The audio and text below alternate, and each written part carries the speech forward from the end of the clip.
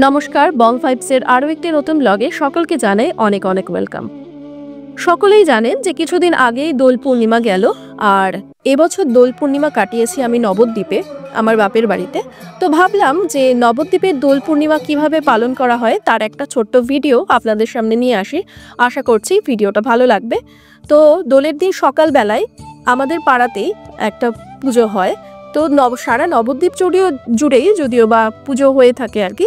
দোল পূর্ণিমার দিন গৌরাঙ্গ মহাপ্রভুর পুজো হয়। তো সকালটা শুরু করেছিলাম গৌরাঙ্গ মহাপ্রভুকে আবির দিয়ে পুজো করে, আর তারপরে বাড়িতে পরিবারের সাথে দোল এনজয় করেছি ভীষণভাবে, রং খেলেছি, আবির খেলেছি। আর এটা হচ্ছে আমাদের দুপুরের অ্যারেঞ্জমেন্ট ছিল ভোগ প্রসাদ। তো সকলেই জানেন যে নবদ্বীপে কিন্তু এরকম ভোগ প্রসাদ যে ঠাকুর বালিগুলো হয় সেখানে কিন্তু পাওয়া যায়। তো যাই হোক, দিনের বেলা তো পরিবারের সাথে কাটালাম খুব আনন্দে। এরপর সন্ধে হতেই কিন্তু বেরিয়ে পড়েছিলাম প্রাচীন মায়াপুরের উদ্দেশ্যে। অর্থাৎ প্রাচীন মায়াপুর সকলেই জানেন যেখানে হচ্ছে গৌরাঙ্গ মহাপ্রভুর জন্মস্থান আর কি, যেখানে তিনি জন্মগ্রহণ করেছিলেন। তো চলে আসলাম সন্ধ্যায় প্রাচীন মায়াপুরের সেই মন্দির দর্শন করতে। তো দেখতেই পাচ্ছেন যে মন্দির কিন্তু খুব সুন্দরভাবে সাজানো হয়েছিল। মন্দিরের মেইন গেট এবছর কিন্তু ছিল মহাপ্রভুর 540তম আবির্ভাব তিথি। আর এটা কিন্তু মন্দিরের গেটের ভেতরে আমরা ঢুকে পড়েছি। তো ঢুকে কিন্তু এরকম দোকানপাট ছোট ছোট দেখতে পাওয়া যায়। প্রচণ্ড ভিড় ছিল। আমি দোলের আগের দিন নবদ্বীপ গিয়েছিলাম। তো ট্রেনে আমি উঠেই বুঝতে পেরেছি যে এবছর প্রচুর ভিড় হয়েছে। তো দেখে কিন্তু বুঝতেই পারছেন যে প্রচণ্ড ভিড় হয়েছিল। আর কিন্তু দূর দূরান্ত থেকে দর্শনার্থীরা আসে দোলের দিন নবদ্বীপে দোল পূর্ণিমা এনজয় করার জন্য। তো এবারে আমরা চলে এসেছি যেখানে নিমাইয়ের জন্ম হয়েছিল, সেই নিম গাছের তলায় সচিমাতা নিমাইকে কোলে নিয়ে বসে রয়েছেন। তার একটা বিগ্রহ রয়েছে এবং ছোট্ট একটা মন্দিরও রয়েছে। তো এই নিম গাছের তলাতেই কিন্তু গৌরাঙ্গ মহাপ্রভু জন্মগ্রহণ করেছিলেন। তো এরপরে আমরা ঢুকে পড়েছি একটা মেন মন্দির আছে জন্মস্থানের ভেতরেই, সেখানে। তো এখানে কীর্তন বসেছিল ভেতরে, আর কিন্তু পুজোও চলছিল, সঙ্গে কিন্তু প্রসাদ বিতরণও চলছিল। তো সেটা আপনাদের সামনে তুলে ধরলাম। আশা করছি বোঝাতে পারছি। এখানে বিগ্রহগুলো খুব সুন্দর। আর এই মন্দিরটা কিন্তু বেশ বড় মন্দির।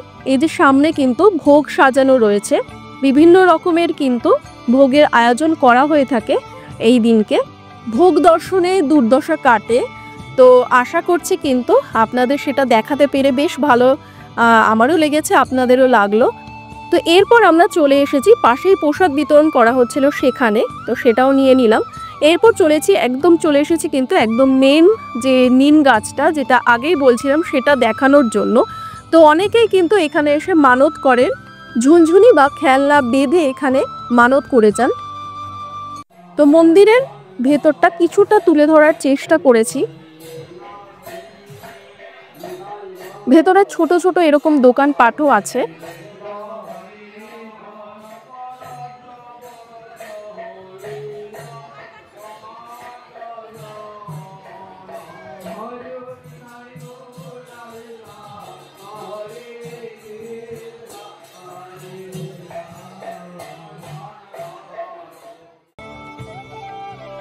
এই কনস্ট্রাকশনটা নতুন হচ্ছে, এখানে বিভিন্ন রকমের কিন্তু বিগ্রহ বসানো হচ্ছে, এখনো কাজ চলছে, আন্ডার কনস্ট্রাকশন রয়েছে। তো তাও আপনাদের সামনে তুলে ধরার চেষ্টা করলাম।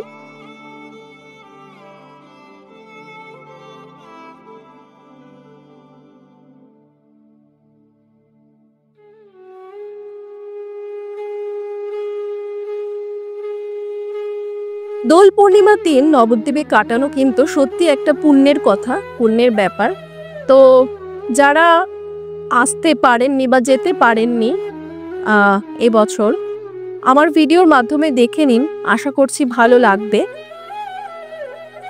এরপর কিন্তু বেশ কিছুক্ষণ আমরা মন্দিরে কাটিয়েই বেরিয়ে পড়েছি বাইরে। সারা নবদ্বীপ জুড়েই কিন্তু এই দিন মানে দুপা যেতে যেতে কিন্তু পুজোর দেখতে পাবেন আপনারা। গৌরাঙ্গ মহাপ্রভুর পুজো হয়, ছোট ছোট প্যান্ডেল করে প্রসাদ বিতরণ করা হয় পুজোর দিনকে।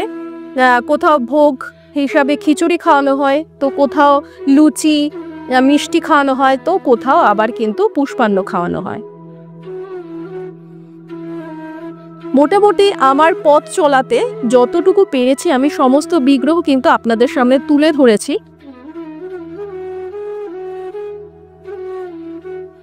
এটা আমি একটা সাইড দেখালাম, অর্থাৎ প্রাচীন মায়াপুরের সাইডটাতে দেখালাম। প্রপার যে নবদ্বীপটা আছে মানে টাউনের দিকটা, সেখানেও কিন্তু এরকমভাবেই দুপা যেতে যেতেই কিন্তু পুজো হয়ে থাকে। তো সেই পার্টটা অবশ্যই কিন্তু তুলে ধরতে পারিনি, কেননা আমি জাস্ট একটা পার্ট ঘুরেছি এবারে গিয়ে, পুরোটা ঘোরা একদমই সম্ভব নয়।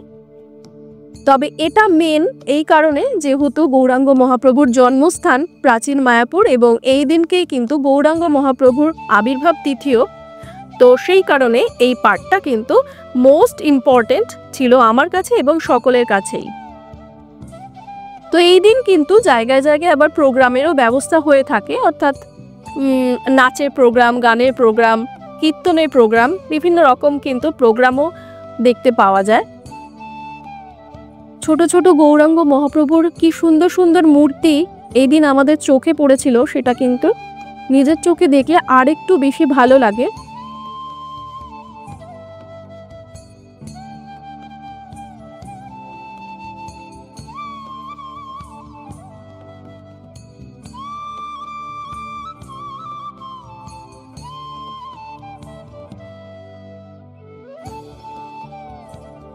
গৌরাঙ্গ মহাপ্রভুর মূর্তির সাথে সাথে কিন্তু বিভিন্ন জায়গাতে আবার গোপালের মূর্তিও পুজো করা হয়, আবার কোথাও কোথাও কিন্তু রাধাকৃষ্ণ ঠাকুরের মূর্তিরও পুজো করা হয়ে থাকে। আর এইভাবে কিন্তু আলোকসজ্জারও ব্যবস্থা থাকে। খুব সুন্দর ছিল এই গেটটা। এটা কিন্তু একদম জাস্ট প্রাচীন মায়াপুরে ঢোকার আগে এই গেটটা পড়ে, তো গেটটাও কিন্তু দেখিয়ে দিলাম। প্রাচীন মায়াপুর থেকে বেরিয়েই আমরা চলে এসেছি, এটা কপালীর মোড় বলে একটা জায়গা আছে, এখানে একটা মন্দির আছে, এখানে নিত্য পুজো হয়ে থাকে। আর দোল পূর্ণিমার দিন কিন্তু এখানে একটা প্রোগ্রামেরও ব্যবস্থা থাকে, তো সেটাই দেখতে আমরাও চলে গেছিলাম।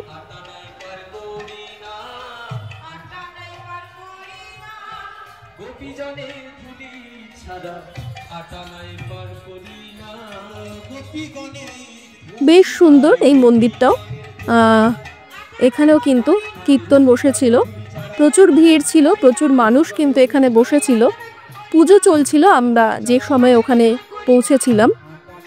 তো সেটাও দাঁড়িয়ে বেশ কিছুক্ষণ ধরে দেখলাম, খুব ভালো লাগলো, ভীষণ তৃপ্তি পেয়েছিলাম।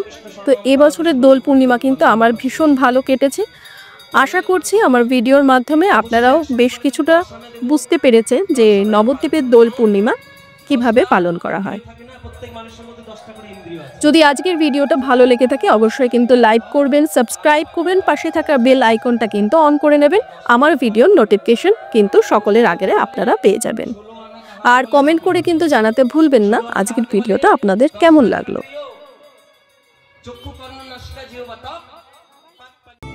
এটা যেটা দেখালাম সেটা হচ্ছে নবদ্বীপের বিখ্যাত দই, তারই একটা দোকান। তো যাই হোক, আজকের ভিডিওটা কিন্তু আমি এখানেই শেষ করছি। পরবর্তী ভিডিও নিয়ে খুব তাড়াতাড়ি আবার আসছি। নমস্কার।